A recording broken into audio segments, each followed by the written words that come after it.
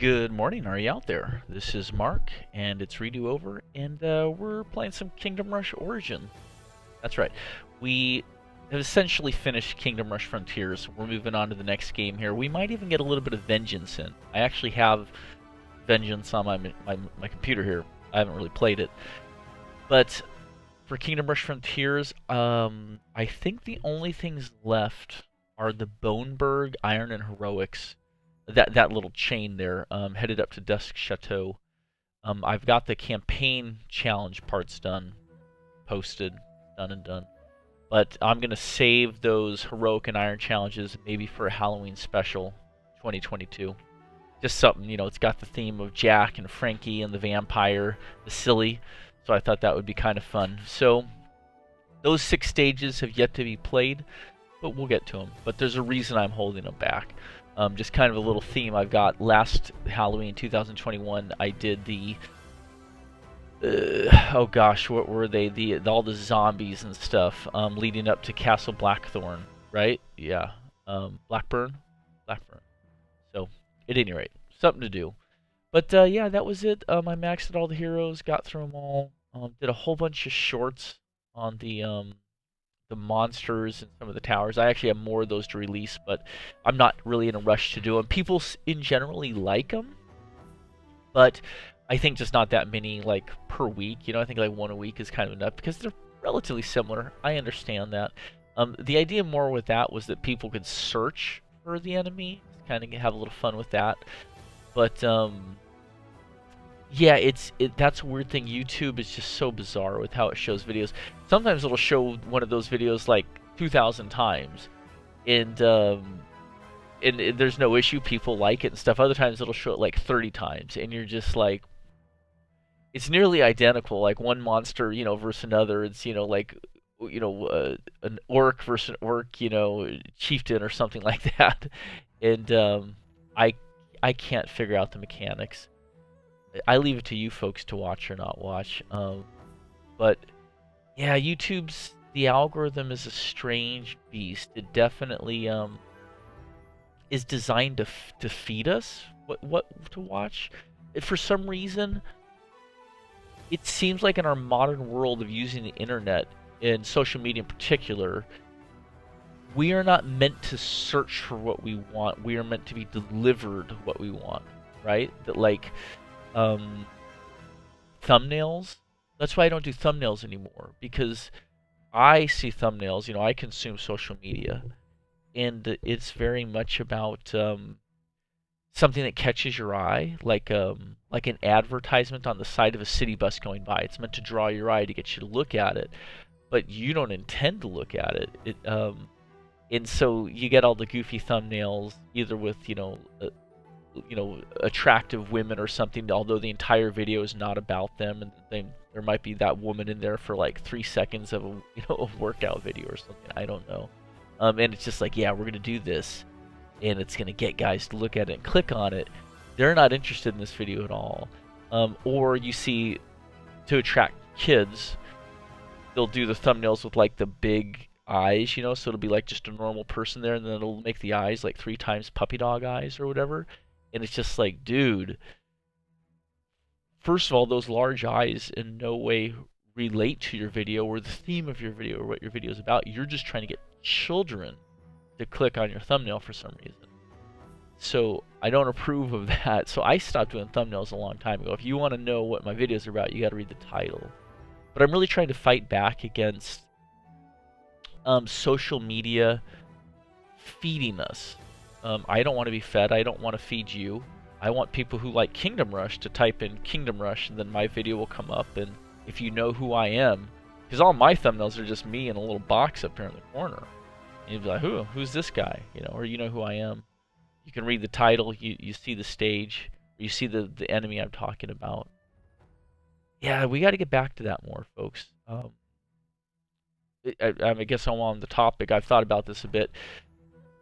We got to get back in this world to doing things because we like to do them and want to do them. I think that with social media, the great lie, the great illusion of it is the idea that you can make money doing it, or you will be rewarded for doing it, as opposed to creating social media content because you like to do it.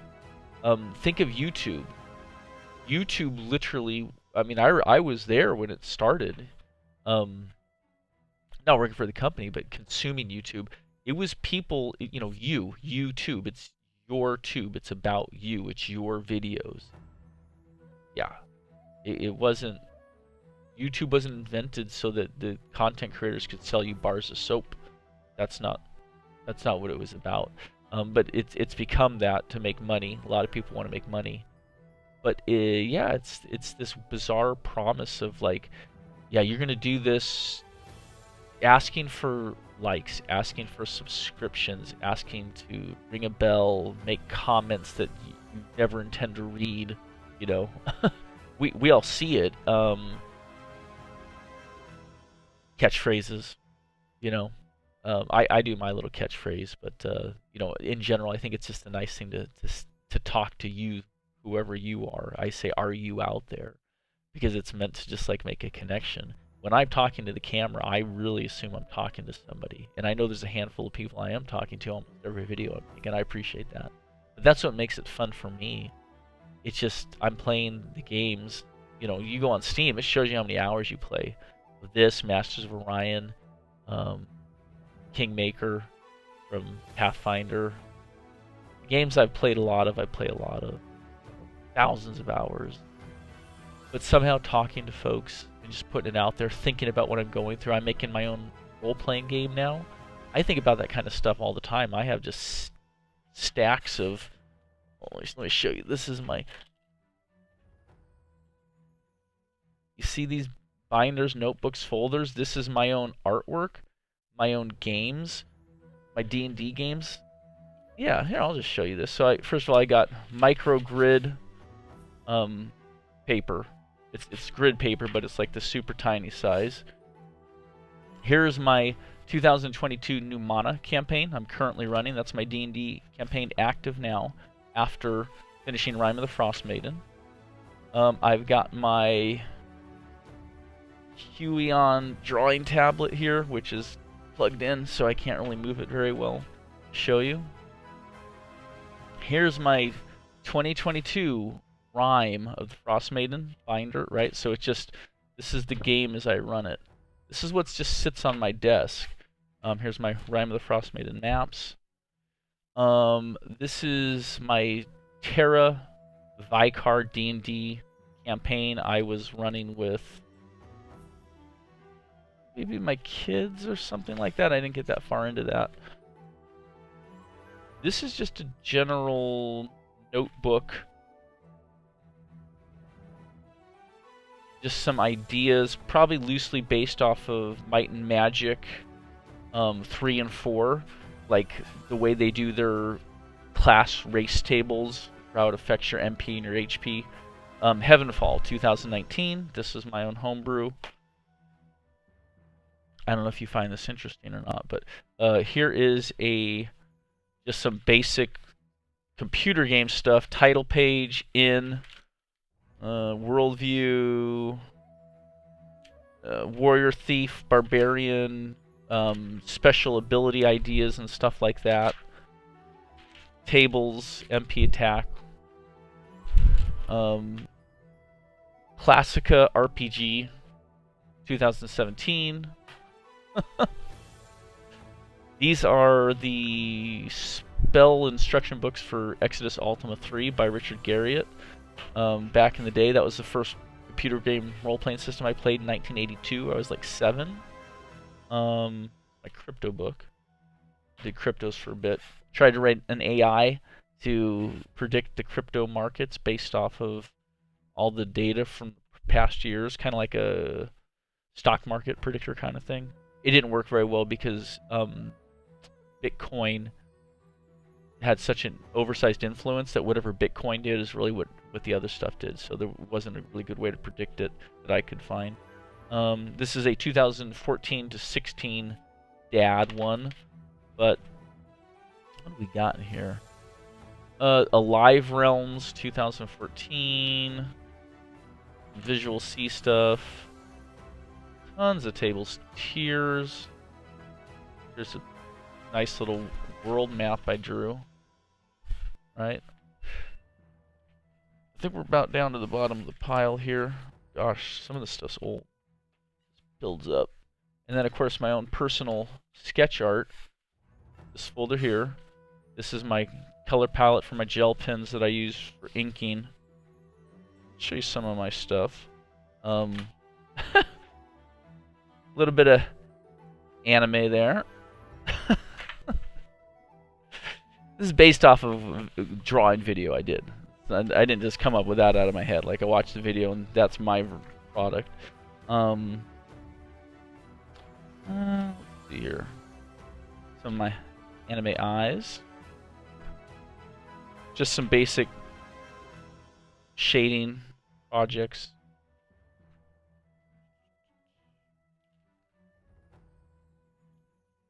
I want to get to... Oh, yeah, geez. Anyone who goes way back with me might recognize some Dadsplains characters. That's right, I hand drew all those. Hand drew them, folks. There's probably like one of you who knows what I'm talking about there. Original sketches for Dad and Mom. That is literally the originals.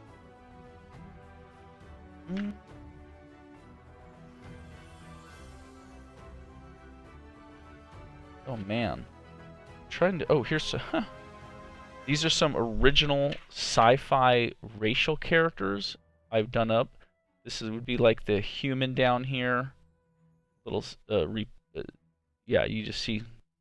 But those are meant to go into a sci-fi game. Characters I came up with. A computer game is what that would go into. And then... Yeah, here's some of my... character sketches. Where's some of my good ones? So these are some inked ones. Battle Axe. Bottle and Coin Purse. Right? These are more along the lines of what you'd get with Kingdom Rush here. There's a barrel, but sort of poor proportions. Some other sketches. Here's just a general equipment page. A cool little snail, as well as additional equipment. Yeah, I'm not some great artist or anything, but it is well designed for these kind of games. And actually, I got animations on that, like the orc and the slime there. The legs there are the walking animation for the orc, and then the slime, of course, simple drawing animation. I got myself a nice little beholder, as well as tiles for doing text and whatnot. Pig. Pig. With the head. Jeez. So many. So many. Here's a little rogue. Plus some wizard books and stuff. Yeah. So I have many more of them. Many more. Skeletons, demons. That would essentially be for my own Kingdom Rush style thing, just to do my own artwork. So, long story short, this is what I do nearly around the clock. This is what I do in my downtime.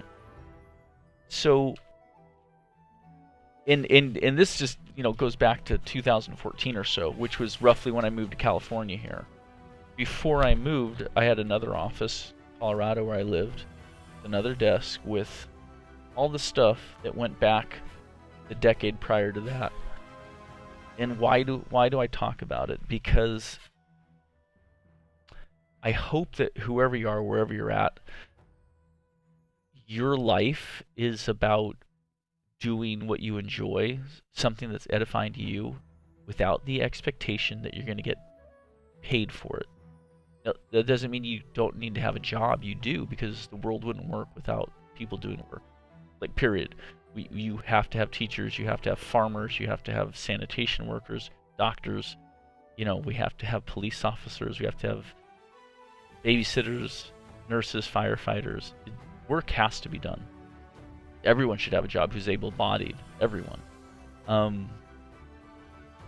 But yeah, we're in this weird place the last 10 years where it's like if you do TikTok and you dance kind of so-so and you sing sort of so-so, not only can you do that and share that with other people and your friends and express yourself and have fun doing it, but you can somehow become a celebrity and make money doing it. And that's the big lie. And it's really unhealthy. Clearly, we all see the crash of social media where it's led us off to political, national divides, misinformation on the global stage. We need authenticity, I guess is what I'm saying. So I hope you can find it. And if you're here watching this with me, thank you. Yeah. Am I doing this for you? No, I'm doing it for me. It's just fun. I like having some company in my mind because for the most part, my mind is about imagination all the time. I'm always imagining things. I'm imagining other worlds, ways I'm going to create them, express them. And I've done the process 50 times through my life since I was that 7-year-old kid playing Exodus Ultima 3 for the first time, going, wow, this computer world that exists here with these little pixelated orcs and skeletons and castles that are this big, and exploring that was, to me, just the coolest thing in the world. And my mind has never left that place, to be really honest. But just with the notion of not only do I want to experience it and go into that world that other people make, I want to make my own world and express it that way. So here we are. At any rate, Kingdom Rush Origins. Let's get around and start. New slot, 0. Haven't played this. I played it on iPhone back when it came out initially, like when I would travel. But yeah, let's see. Hero room. Looks like we're going to start out with Eridan. He has no skill coins. Everyone else is locked. It looks like 16 fresh heroes for us. But yeah, he's a level 1 ranger. I actually like this hero room. It's very right on par with what they did with the Kingdom Rush Frontier. So I like that they kept that locked in there.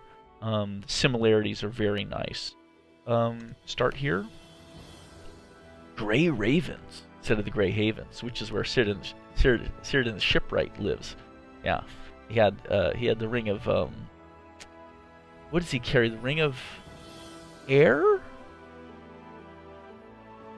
or the ring of water would make sense, right? And then Galadriel had the ring of air. Círdan had the ring of fire. Elrond had Círdan had the ship of water. Eridan had the ring of fire, which he gave to Gandalf, right? And Gandalf had it in the end. I could be wrong on that. I have trouble tracking the 3 elven rings in my mind, but at any rate, the Grey Ravens, that's the reference. Lord of the Rings. Campaign. General, a band of gnolls approaches. They are beasts who only think about looting and burning everything in their wake. But they will be sorry they ever left their arid hills. For the Queen! Oh, the Queen? So we're back in the past here. This is Origins. This happens before the events of Kingdom Rush by, I think, a generation. And in this case, the Queen, I believe, is the Elven Queen. You notice here, we have the the easy, the veteran. Yeah, it was casual, normal, veteran. These are elves, not humans. So we are fighting for the Elven Queen. But yeah, we're going to go veteran mode. To battle! Let's see what we can do here, folks.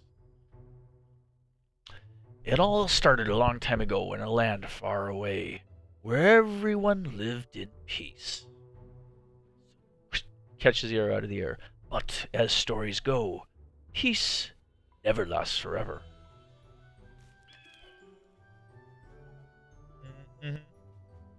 Kill some enemies. Yeah, next. Okay. Archers, barracks, rocks. That's the druid towers or something. We'll figure it out. And mage towers. Okay, there you go. Archer tower, barracks, mystic mages, stone druids.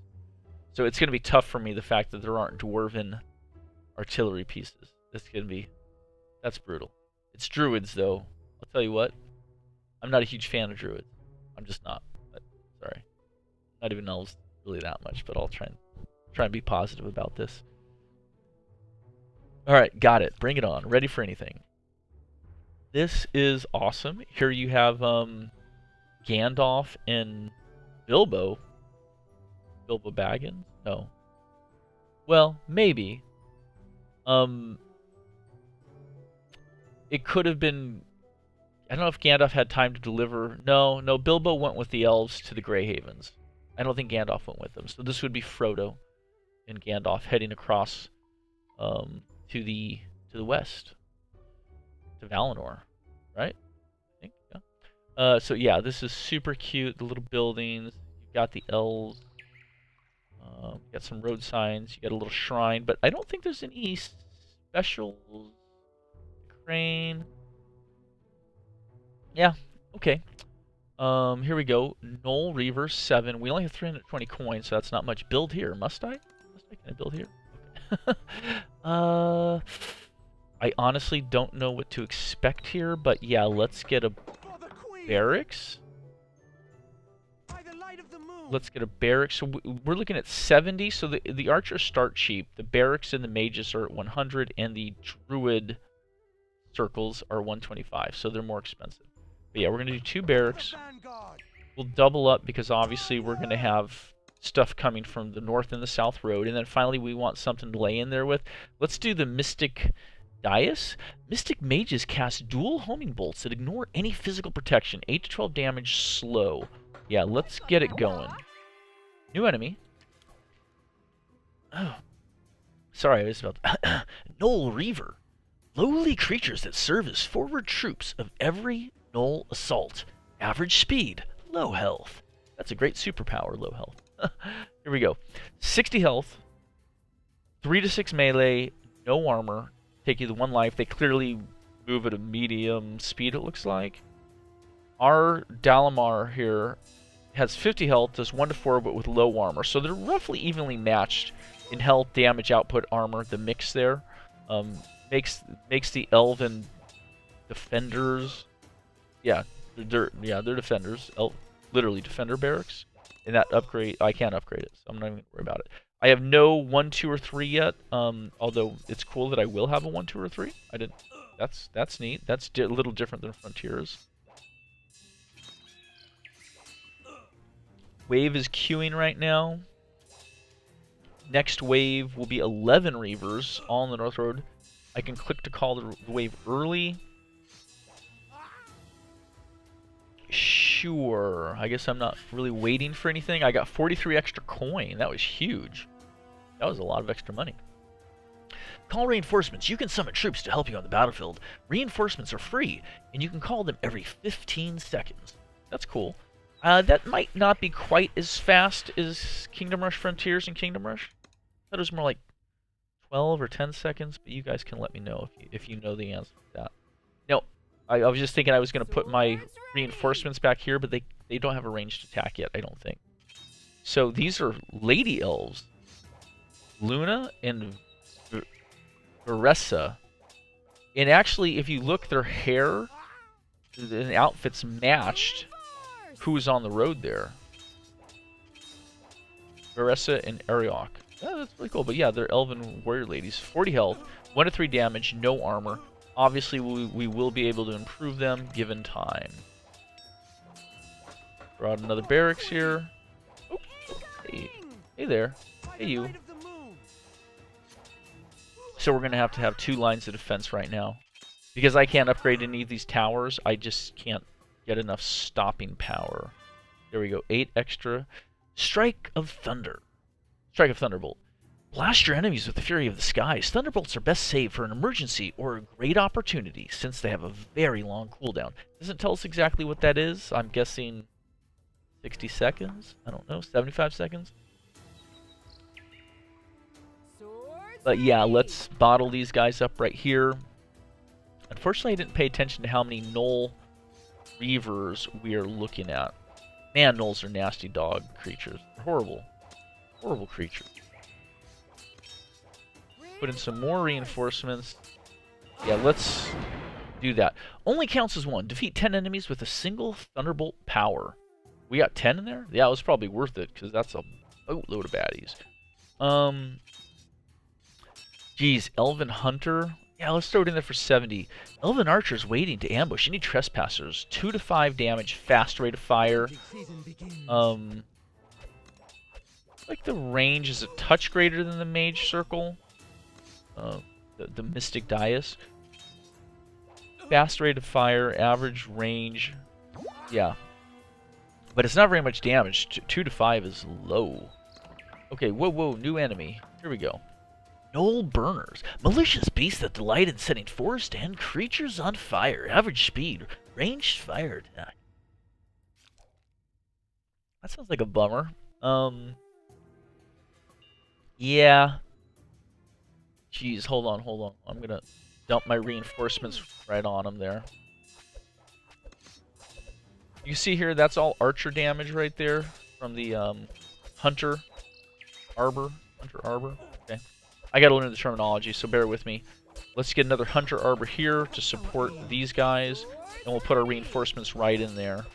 The Gnoll Burners have 75 health, no armor, 2 to 4 damage. So they're actually a little less damaging than the Gnoll Reavers. It's just that it's a ranged attack, but they have more health, so yeah. Alright. Are we holding out here? Just hanging on. Bear in mind, we are on veteran mode here. 7 Burners, 16 Reavers. That's a big wave. Crud. I'm hoping to maybe get a barracks in here and hold them off. Whoa, we just got a hero. Yes, Eridan just showed up. 220 health, low armor, 8 to 12. He should make all the difference in the world here. 15-second respawn rate, which is quick. It's brisk. Yeah, he's dealing as much damage as that mage Mystic Dais there. Do you guys call it Mage Towers? You call it Mystic Dais? I don't know. In my brain, it's just going to be like Mage Tower, but I know it's not. Dropping some reinforcements on top of these burner gnolls. And then, yeah, let's get a barracks right there. Barracks defenders, holding up those last 3, just to kind of stagger what I've got coming in through here. I just want to keep an eye on Eridan, make sure he is not going to get himself killed. And I can still summon him with the spacebar. That's great. He is under attack right now, folks. Reinforcing him with reinforcements. Hero spell. New special power. So this is the 3 key. Each hero gives you a unique spell. Eridan allows you to call an arrow storm with a medium cooldown. Hero spells can be upgraded from the hero room. Oh, that is awesome. That is awesome. I'm going to hold on to that, though. Although, ultimately... here. I need to find out how quick the respawn rate is. I'm guessing 30 seconds? Could be wrong. And then Eridan is also gaining experience by killing the gnolls, so that's not a bad thing. You have my bow. Oh, okay, whoa. He's in the shite there. He's right in the mix. Right in the mix. Bring Eridan back. If I can get these guys knotted up enough, I could use Thunderbolt. I've got it queued. There we go. Ooh, perfect timing. I like that. Put the reinforcements down in range of the Hunter Arbor to help support those defenders right there. So I want to make sure Eridan's getting as many kills as possible. That's a pretty slow curve on his EXP there. We got a long way to go on this game, folks. Long way to go. Get the party started. Win stage 1 with 3 stars. So there we go. I think we got two achievements. 3 stars, victory. I'll take it. Continue. Okay. You know what? We're at 30 minutes. I'm gonna save that upgrade purchase for the next episode. There's nothing to do with Eridan yet. Yeah. Okay, so if you watched, thank you, and we will continue on from there. It looks like a fascinating battle map here. Yeah. Yeah, a lot of stuff. But we'll probably be at this for another half year. If you watched, thank you. Take care.